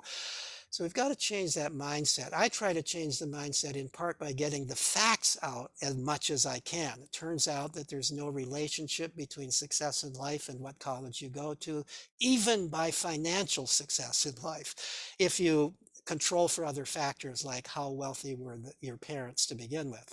Yeah. The other thing that I'm doing is working with schools to bring, and this I think fits with what you just described, through the Let Grow organization that Lenore Skenazy is the president of, and that I was one of the founding members of, Ah. of this nonprofit. We're working with schools. This has been disrupted by COVID, but before COVID, there were probably 100 schools or so involved we were working with, where we were bringing free play into the school setting. And the schools called it Play Club. And what Okay. Play Club is an hour. Most schools were just doing it for 1 hour a week, which is really not enough play, but it's enough to give a taste of play.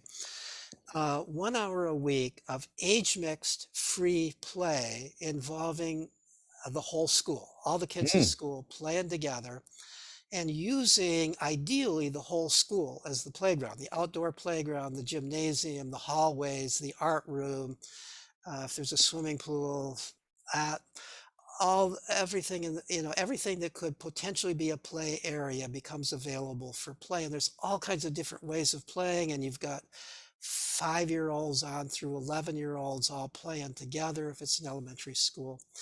And the teachers who monitor are instructed um, to not intervene unless Mm. absolutely necessary. The way I would explain it to the superintendents and to the principals of the school, and they in turn to the teachers, is during Play Club, you're not a teacher. You're like a lifeguard on an ocean beach. You're there to save a life. You're not there to tell people how to play better. You're not there to solve little quarrels. You're not there to cheer somebody up who looks sad. You're Ah. not there to worry about a skinned knee. None of that. You're just there if you really think somebody's life is in danger, or maybe if they're going to destroy something really expensive, you're there to intervene then, but only then.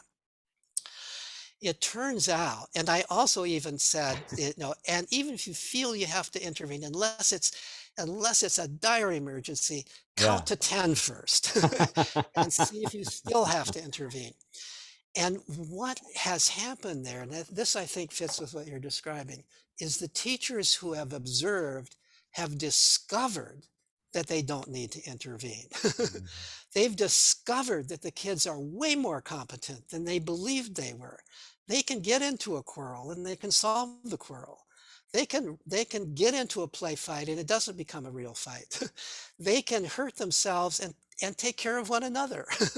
They can and they and that kid who looks lonely, he'll figure it out, or somebody else will come over. I was once There was one time Mm. when I was observing. Lenore Skenazy and I were both there because the public television uh, news program was doing a little news segment on it, and they were filming. And while we were watching in Play Club, I pointed to the said to the camera, "Notice that little boy over there. The little boy is probably a 5-year-old. Looks really sad. He looks almost like he's going to cry. He's standing there. Everybody else is having fun. He's standing there by himself, looking really sad." And I said, "I hope no teacher goes to him. And as we watched, an older girl, and I don't think this was a sister. I think this was because she was if it was an adopted sister, somebody of a different color, came over and started chasing this little boy, and within seconds they were both giggling and laughing and having the greatest time. Yeah. Now, what a more valuable experience that was for that little boy and for the older girl. The little boy learned, I don't need a teacher to rescue me. This amazing girl wanted to play with me. And what did the girl learn? I can cheer up a little kid and I can have fun doing it. That lesson is so much more important. And that lesson, what I've learned, because there have been interviews now of teachers, is not lost on the teachers. They begin to realize that the kids are way more competent and that they don't need to do all of these kinds of things. You can allow. And so if teachers can get the sense that we can respect kids more, we can trust kids more than we are, that can help convey to parents. They can help convey this message to parents too. There's one other thing that we're doing through Let Grow, and I know I'm taking a little time on this, but I think this is useful, is what we call the Let Grow assignment. And this is Lenore's invention. Play Club was my invention. Lenore's invention was this, which is done even in more schools than Play Club. And this is an assignment that the teachers give to the children in their class to once a week at home or out of home, do something that's a little bit scary that you've never done before, that you're doing yourself without your parent. And you have to negotiate it with your parent. The school can't be in the business of telling them to defy their parent. You have to negotiate. You have to figure out something that your parent will allow you to do. And which is a little bit frightening even to you, ideally, but something you think you can do and you want to do. And so maybe it's an 8-year-old girl or 9-year-old girl who says, I want to ride my bicycle all by myself to my friend's house 2 blocks away. Who's not being allowed to do that right now in this world. So she talks with her parents. This is what I have to do something. This is school, so the parents have to take it seriously, right? So I have to do this assignment. And here's what I'd like to do. I'd like to ride my bicycle to my friend's house. And the parent says, oh, no. Oh, no, I can't let you do that. That's too dangerous. And so then the negotiation occurs. Well, how about if I just ride down to the end of the block and back? And the first time you can watch me from the doorstep. And so the parent agrees to that. All right, that's all right. And so the child does that and reports on that. And then the next week, the child says, okay, so I did that last week. How about this time I do that and you don't watch me? So now the parent has been convinced, okay, the child can ride back and I'll also do that. By the 3rd week, the child is riding her bike to the friend's house. And not only is the child proud, I did this thing that's a little bit scary, but the mom is proud. The mom is proud, number one, that the child did this thing and survived it, right? And number two, that I, the mom, was brave enough to allow my child to do this. So it breaks into this cycle. It's a way to change it from, instead of this continuous downward cycle of ever more constraint on the child, breaking into it, ever less constraint on the child as the child's allowed. And believe it or not, for some of these things, I mean, it's for those of us who grew up decades ago, it's amazing what some of the restrictions are on children. There are children who are 9 years old who are not allowed to cut their own meat for fear they will cut themselves, right? As if this would be some terrible disaster if they cut their finger, So we are putting incredible constraints. So some of the children says, I want to be able to cut my own meat. They'll negotiate with their parent about that. There are an amazing number of children who want to be able to cook. What parent would not want your child to cook? One thing we discovered, by the way, is that the lockdown during the early stages of the pandemic was actually valuable in the sense that kids were home with nothing to do, and parents couldn't amuse their kids all the time. And the parents realized the kids were developing all kinds of interests. And Mm. also, one of the interests, we did a study through the Let Grow, we did a big survey, and we found that at least during the early months of the pandemic, anxiety actually went down for kids 8 to 13, less than it was when they were in school. And they were doing more things that they wanted to do. Like they had They were unintentional unschooling. unintentional unschooling. And even those who had distance schooling were saying, I could do all my schoolwork in 2 hours. I've got the rest of the day to do what I want. And they were figuring out things they like to do. And a lot of them, interestingly, from our study, wanted to cook. And the parents were allowing, first they were sort of teaching them how, and then they were allowing some kids to cook the meals for the dinner. And the kids were so proud of that. So, so even there were also, by the way, in the United States, bicycles sold out during the pandemic. This was one of the things you could do, social distancing. I'm a bicyclist, and I have seen over the recent decades an incredible drop in the number of kids you ever see out on bicycles, to the point that it's almost, in the US, almost nobody, especially in the suburban areas where I have lived and cycled. You just would never see kids out on bicycles. During the pandemic, I began to see a lot of kids out on bicycles. So so this kind of a thing, a break in our kind of ongoing typical existence, was creating the conditions where kids were doing new things. So those are at least some thoughts about what can happen Yeah. to have parents change their minds about kids' abilities and respecting kids' desires to do things themselves. It makes me Uh, wonder, do you think that it sounds like children live in a world that's more formal than it used to be. Do you think that's true for adults as well? Do you think that I don't think it's true for adults. mm, I think that it's true. I think that what we have done, I mean, basically, the way I usually say it is, we've taken childhood away from children. uh, we are a more adult-centric world than we've ever been before, and less a child-centered world. We even want our children to become adults very quickly, in the sense of doing what seems like us to be adult work, which is schoolwork.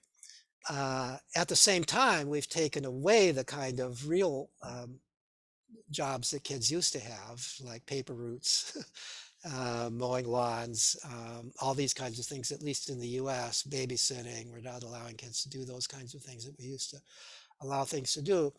But we are so concerned about their adult lives, and we have come to believe that to live reasonable adult lives, they have to get high grades in school and do all this schoolwork, which is all very sedentary activity, which adults are more capable of than children. Children are not designed for sedentary activity. We aren't designed for as much of it as we have.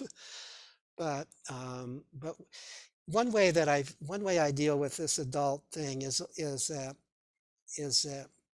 I describe what school is like, and then I said, if you as an adult, would you ever accept a job that's like this?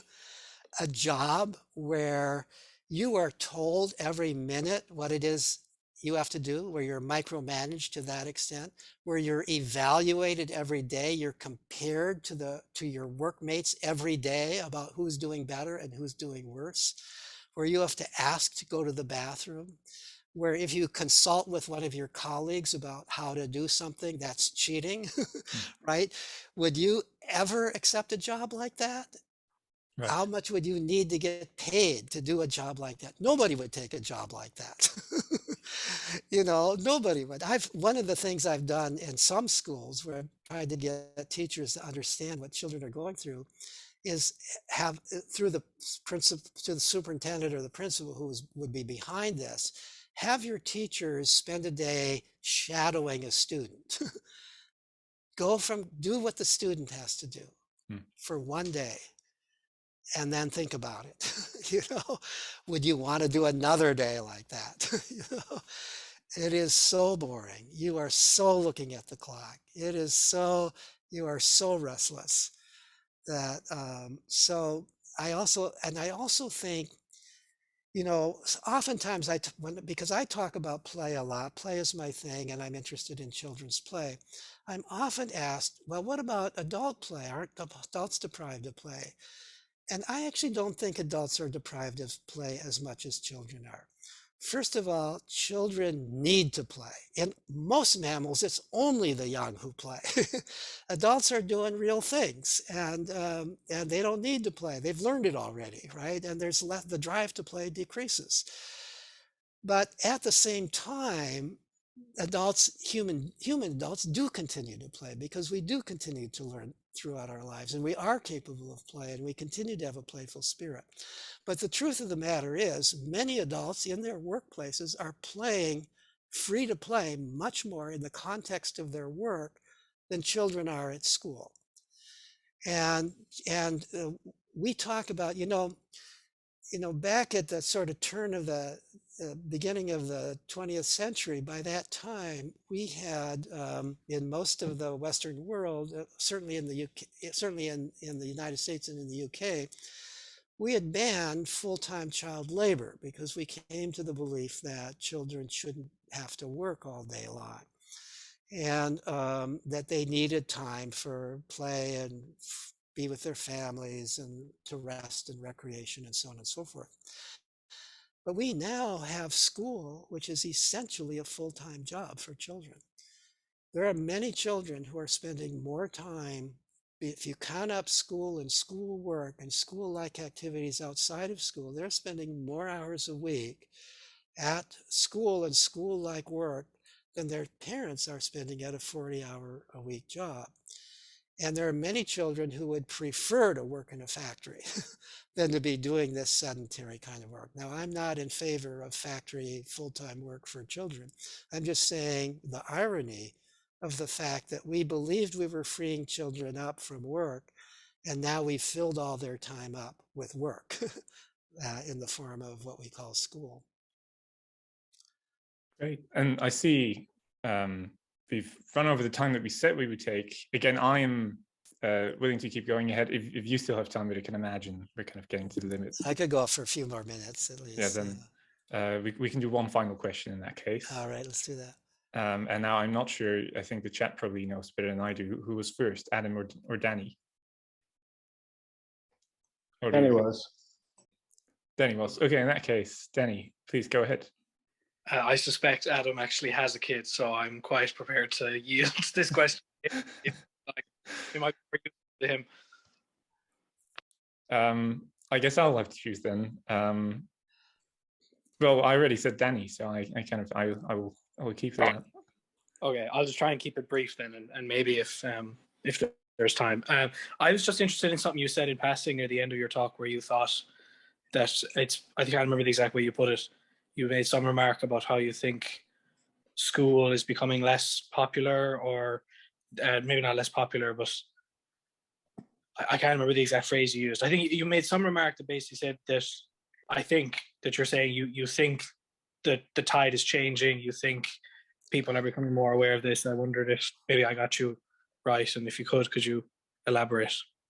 Oh, yeah, that's a good question. So I said that I think that there is some movement away from school. It's not the mainstream movement, but here's the things that I think. In the United States, there's been a continuous, over the last few decades, increase in homeschooling.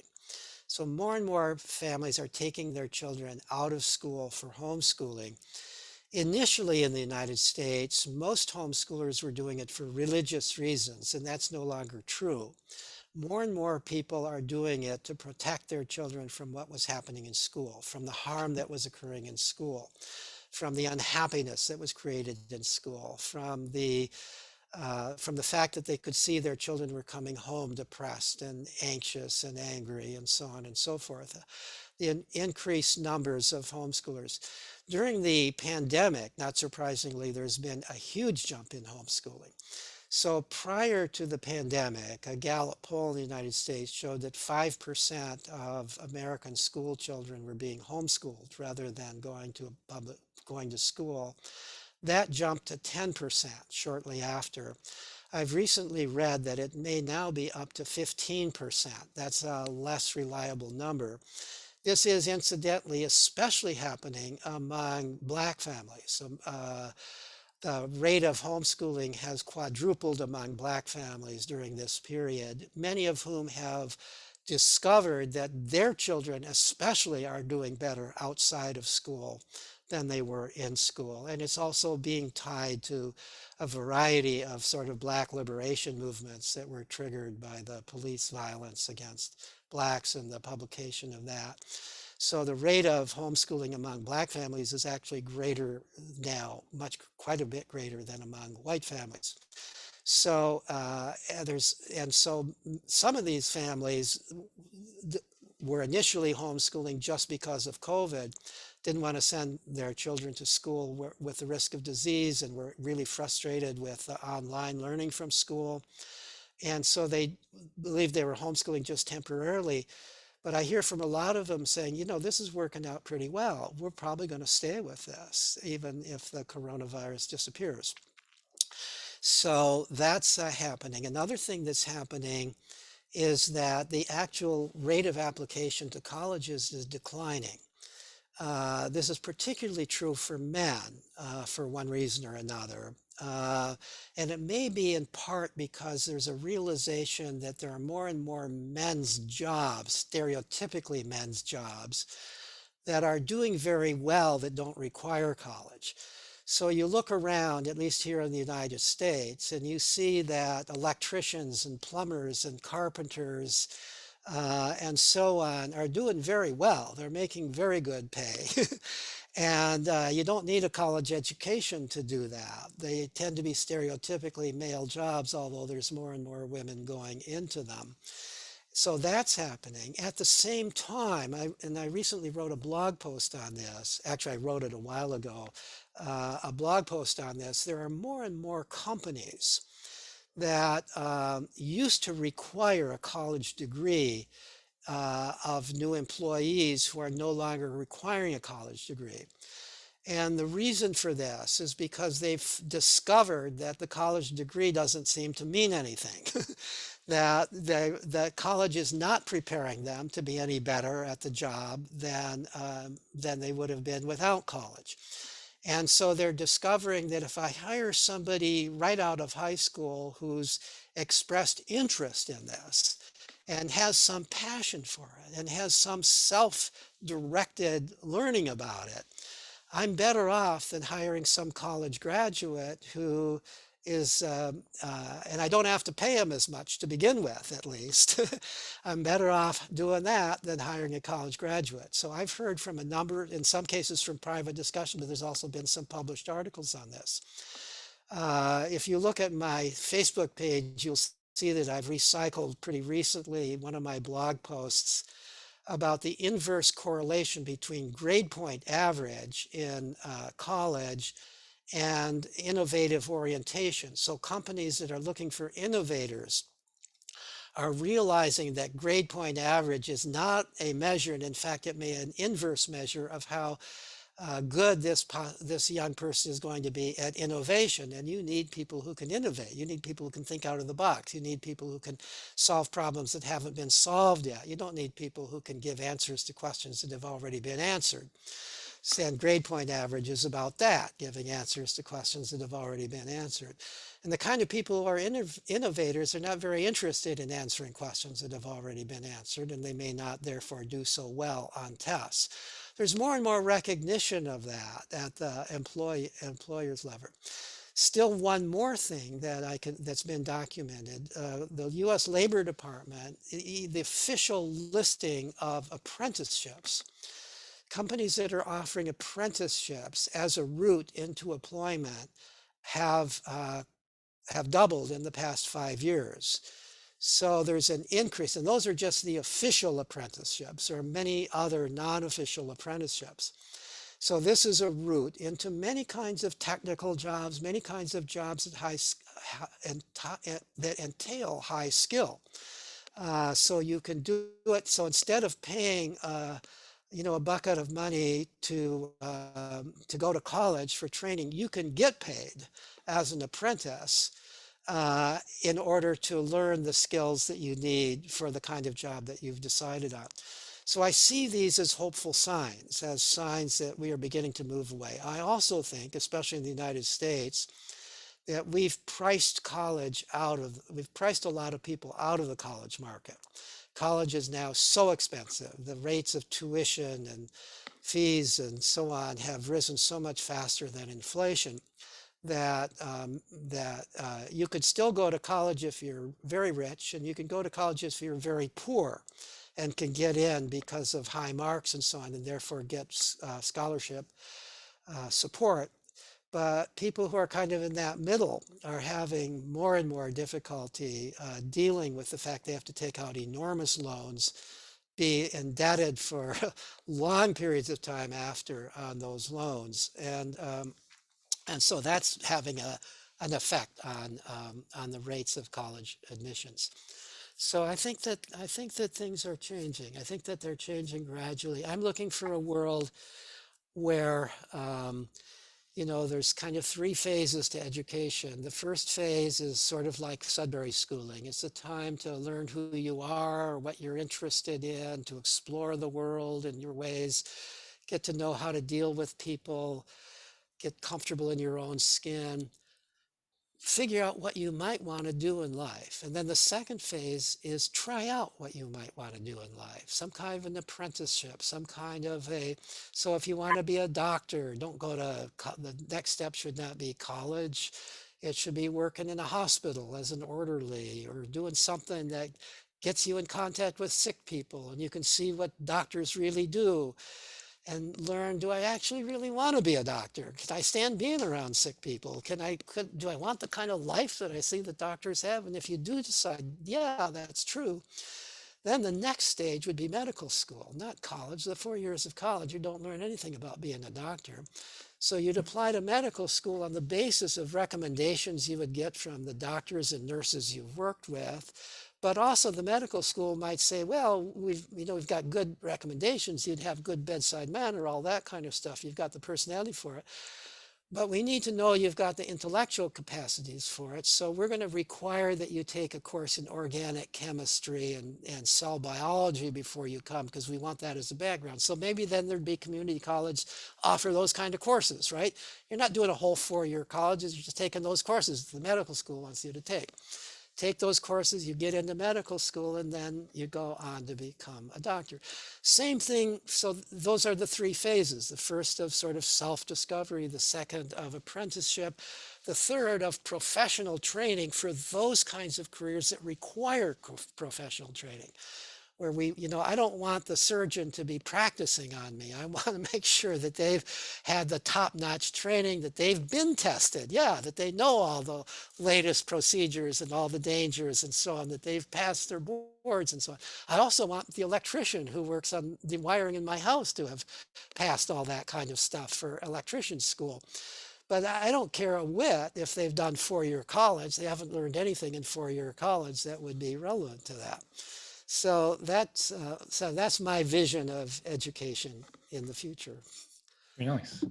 No, you have been very generous with your time. So I think I do have to go because I've actually got another meeting I have to move on to. So it's been a pleasure to talk with all of you, and I wish Thank you, Dr. Gray. Okay. Yeah, thanks so much. Thank you, Peter. Bye-bye. Yeah, indeed. I'll give another virtual applause, and also thanks everyone for joining. And yeah, see you in the next event. Bye-bye.